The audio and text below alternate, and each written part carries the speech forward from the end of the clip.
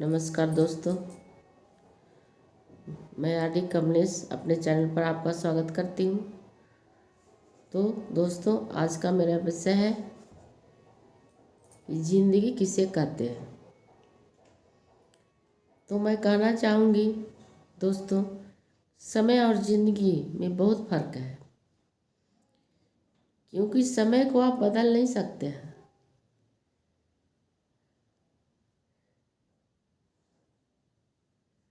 लेकिन ज़िंदगी को हम बदल सकते हैं। तो आप कह सकते हैं कि कैसे। तो मैं कहना चाहूँगी समय क्या है, जैसे कि रात दिन का होना तय है, गर्मी जाड़ा बरसात का आना तय है, भूख लगना तय है,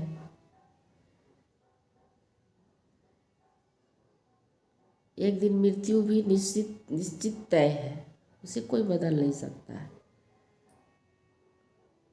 लेकिन ज़िंदगी को हम बदल सकते हैं कि मुझे ऐसी ज़िंदगी मिली है तो इससे अच्छा ज़िंदगी हम बना सकते हैं, या अच्छी ज़िंदगी जी रहे हैं और अपने कर्म अपने चाल चलन से उसे बुरा ज़िंदगी भी बना सकते हैं। जैसे कि एक गरीब लड़की के सपने थे कि मेरे परिवार में कोई भी पढ़ा लिखा नहीं है सदस्य, तो मैं पढ़ूंगी। तो उसके माता पिता बोले कि नहीं, इसके लिए पैसे नहीं हैं, पेट पालन के लिए ही खर्च चल जाता है, जैसे तैसे वही बहुत काफ़ी है। तो वो लड़की बोली कि नहीं माँ, मैं पढ़ना चाहती हूँ। वो उसके माता पिता ने पढ़ाने के नाम पर हाथ उठा दिए कि बेटी ये मेरे लिए संभव नहीं है, और उसे पढ़ने का बहुत शौक़ था। तो वो छोटे से ही मजदूरी करना शुरू की, ईंटा ढोना, बालू ढोना, दूसरों के घर झाड़ू पोछा लगाना, बर्तन धोना, कपड़े धोना, सब काम करने लगी।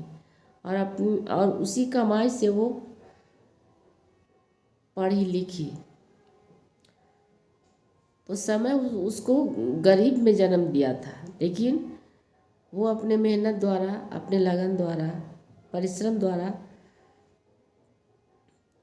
अपनी ज़िंदगी को बदली।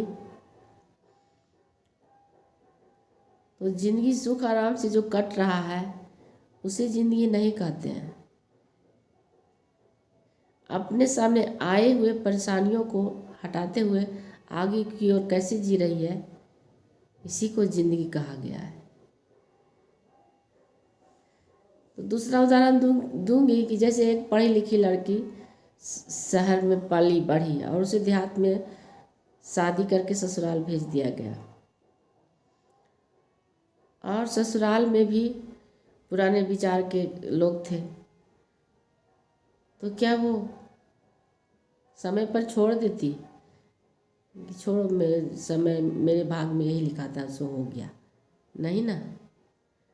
तो इसके लिए वो क्या कि कठिन परिश्रम की कि नहीं, मुझे कैसा भी समय मिला हो मैं इसे बदल कर रहूँगी, मैं इससे हारूंगी नहीं।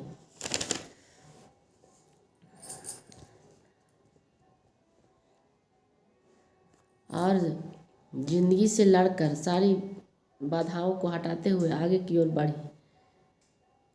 और वो जो सोची थी वो अपने सपनों को कठिन परिश्रम द्वारा पूरा की। तो समय अपनी गति से चल रही है, वो रुकती नहीं है। और अब आप अगर थक हार कर बैठ जाइएगा तो समय को आप पर थोड़ी देर के लिए भी दया नहीं आएगी कि इसके लिए हम रुक जाएं। ये हताश है, उदास है, वो चलते रहता है, घड़ी की सुई कभी रुकती नहीं है। तो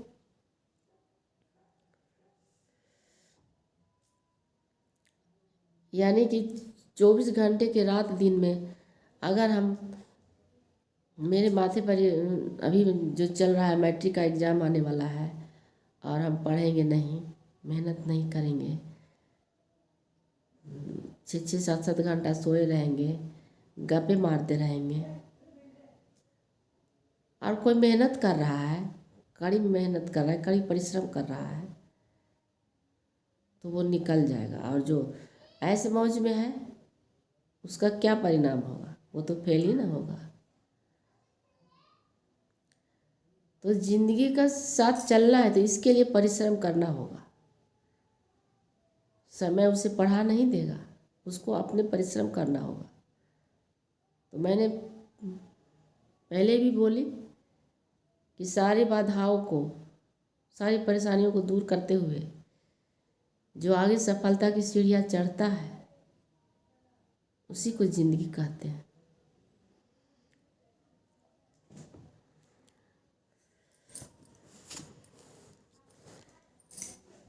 जैसे बरसात का समय है और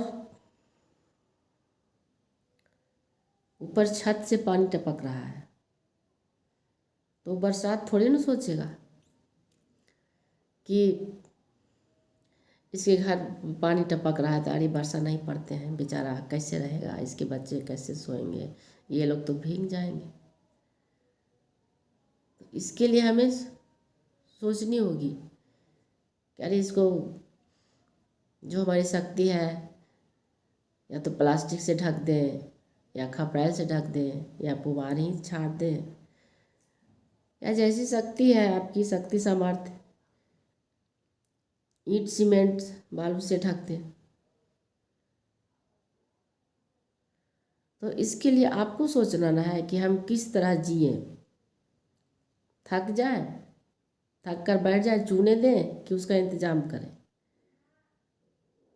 तो समय अपनी गति से चलता रहता है। समय का काम है